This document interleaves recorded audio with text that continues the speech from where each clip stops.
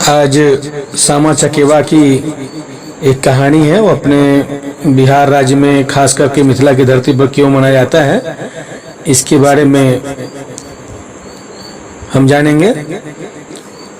सामा चकेवा का पर्व भाई बहन के प्रेम के रूप में मनाया जाता है। यह पर्व कार्तिक महीना के शुक्ल पक्ष पंचमी से पूर्णिमा तक मनाई जाती है। ऐसी मान्यता है कि सामा या श्यामा भगवान श्री कृष्ण की पुत्री थी। वह अत्यंत रूपवती और शास्त्र कुशल थी। वह अपने अन्य सहयोगी यानी सहेलियों के साथ प्रत्येक दिन वृंदावन के जंगलों में घूमने जाया करती थी। सामा पर वृंदावन जंगल में एक तपस्वी के साथ अनैतिक संबंध है, ऐसा झूठा आरोप चुगला के द्वारा लगाया गया। चुगला श्री कृष्ण से इसकी शिकायत करता है। चुगला को चूरक के नाम से भी जानते हैं। सामा या श्यामा अपने भाई सांब से बहुत प्रेम करती थी। भाई बहनों का यह प्रेम चुगला या चूरक को बहुत खलता था। जबकि श्यामा की शादी ऋषि कुमार चारुदत्त से हुई थी। श्यामा का मन और आत्मा पूर्ण पवित्र था। उसे ऋषि मुनियों की सेवा में बहुत आनंद मिलता था, इसीलिए वह ऋषि मुनियों की सेवा करती थी। बार बार चुगला या चूरक के द्वारा राजा श्री कृष्ण का कान भरने के कारण श्री कृष्ण ने श्यामा को पक्षी बन जाने का शाप दे दिया और उनकी पुत्री श्यामा पक्षी बन गई। जब श्यामा पक्षी बन गई तब उसके पति चारुदत्त भगवान शिव का जो परम भक्त थे, उन्होंने भगवान शिव की आराधना शुरू कर दी और अपनी आराधना से भगवान शिव को प्रसन्न कर पक्षी होने का वर मांग लिया और वह भी पक्षी बन गए। अर्थात भगवान श्री कृष्ण की पुत्री श्यामा और जमाता चारुदत्त दोनों ही पक्षी बन जाते हैं। अब इधर सांब को अपने बहन और बहनोई की यह दशा मर्माहत कर देता है। तब सांब अपने पिता श्री कृष्ण की तपस्या प्रारंभ कर देता है।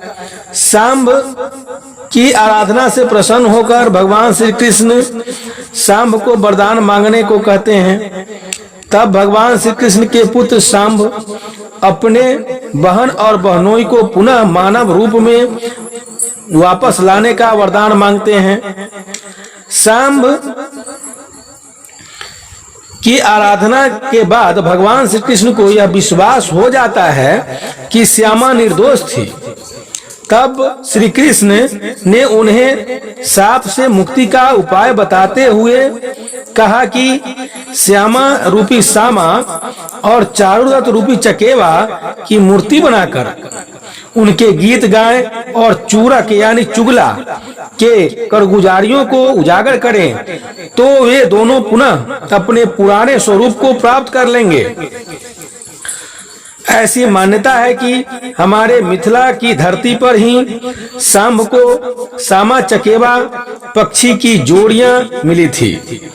सांब ने मिथिला की महिलाओं से निवेदन किया कि आप सामा चकेवा का खेल खेलें, चुगला को जलाएं एवं गीत गाएं, ताकि हमारे बहन और बहनोई शाप मुक्त होकर पुनः मानव जीवन को प्राप्त करें।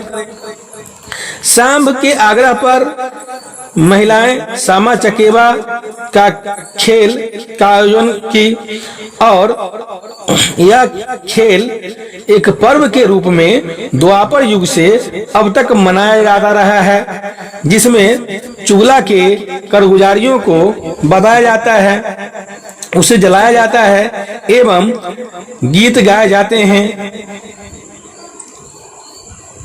श्री कृष्ण की पुत्री श्यामा और उनके जमाता चारुदत्त जो पक्षी के रूप में हैं, उसे महिलाएं एवं यहाँ की बेटियां धान के दाने खिलाती हैं, दूध तोड़कर खिलाती हैं और गीत गाती हैं। उन्हें विश्वास है कि एक दिन ये दोनों पुनः मानव रूप को प्राप्त कर लेंगे। इसी आशा और उद्देश्य के साथ सामो चकेबा का पर्व मनाया जाता है। यह मिथिला के प्रकृति से भी जुड़ा हुआ पर्व है, जिसमें धान की महत्व को दर्शाया गया है।